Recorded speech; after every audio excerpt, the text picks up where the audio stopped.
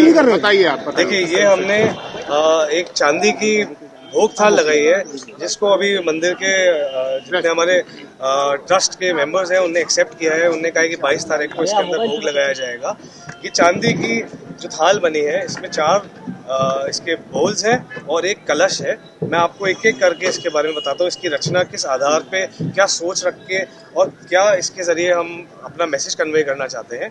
जैसे आप थाल के सेंटर में देखेंगे तो ये जो 15 श्लोक आपको दिख रहे हैं, ये सुंदरकांड के सर्गा 35वें से निकाले गए हैं, जहाँ पे हनुमान जी जब अशोक वाटिका ढूंढ ली थी, सीता मैया के पास पहुंचे थे और उनको बताना था कि मेरे को राम जी ने भेजा है, पर सीता मैया ये मान नहीं रही थी, क्योंकि उनको लगा कि ये कोई छल है रावण का जो रोज ही होता है। तो उन्होंने 15 श्लोकों में श्री राम का वर्णन किया था, जिसमें से आपको मैं उदाहरण के लिए बताऊं तो ये पहला श्लोक में उन्होंने उनकी आंखों को कमल के पंखुड़ियों की तरह बताई है, जो सभी के मन को, हृदय को भाती है। दूसरे में उनके चेहरे पे प्रकाश जो तेज है उसके बारे में बताया है। ऐसे कई सारे डिस्क्रिप्शन में सुंदरकांड के 35वें सर्गा के अंदर हनुमान जी के द्वारा राम जी का वर्णन जो जिस तरीके से किया है, पूरा हर तरीके से डिस्क्रिप्शन वो इसमें हमने दर्शाया है।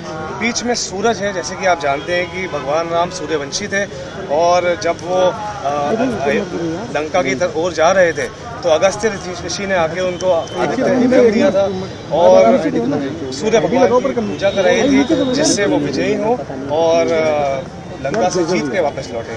तो हमने बीच में वो डिस्क्राइब किया है। अब आप 3 यहाँ पे आकार देखेंगे, एक में जहाँ पे भगवान राम और सीता जी साथ में बैठे हैं, इनके पास में तुलसी के पत्ते हैं, 10 तुलसी के पत्ते आप देखेंगे जो दर्शाते हैं विष्णु जी के 10 अवतारों को।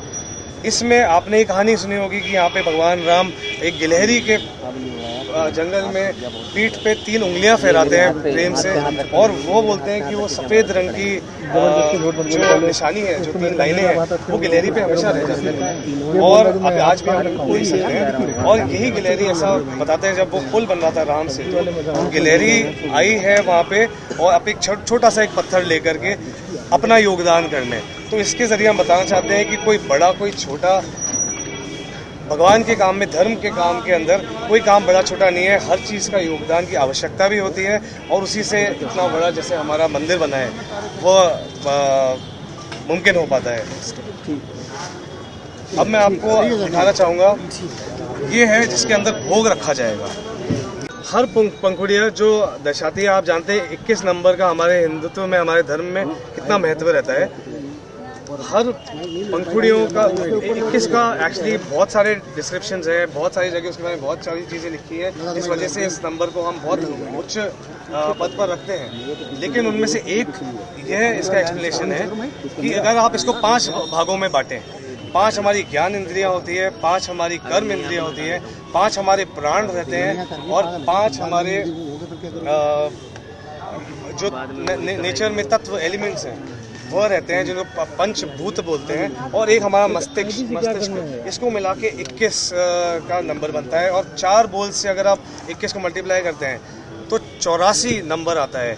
दर्शाया यह गया है कि भगवान राम कि अगर आप छत्र छाया में रहेंगे, धर्म के अगर आप मार्ग में रहेंगे, तो 84,000 योनियों को अच्छी जगह मिलेगी और उनके जीवन संपन्न होंगे। केवल मनुष्य ही नहीं, हर जीव जंतु को।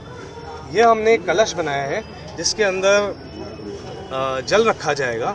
अब अगर आप कलश को गौर से देखेंगे तो इसके नीचे की ओर 4 घोड़े हैं, बहुत महत्वपूर्ण चीज़ें दर्शाते हैं, काम, कर्म, धर्म, अर्थ और मोक्ष।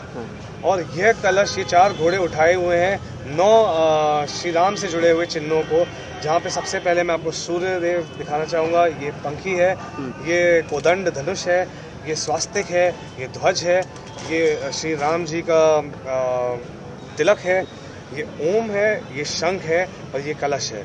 अगर आप ध्यान से देखेंगे तो भगवान हनुमान जी को हमने हर बार एक हाथ में गदा लिए, एक हाथ में पहाड़ लिए देखा है, लेकिन इसमें अगर आप देखेंगे, मैं अगर आपके लिए एक बार फिर से उठा दूं,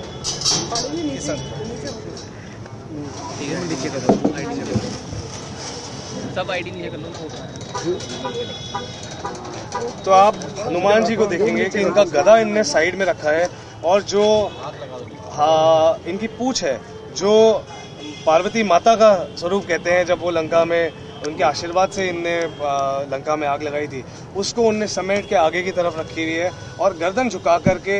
हालांकि इनका शरीर बहुत ही मस्कुलर है, लेकिन शक्ल पे आप देखेंगे तो आपको बहुत ही एक काम और एक मतलब एक प्रेम भाव नजर आएगा। वो इस थाल को उठाए हुए हैं और भगवान राम लल्ला जी के को प्रसाद और भोग ये ऑफर कर रहे हैं।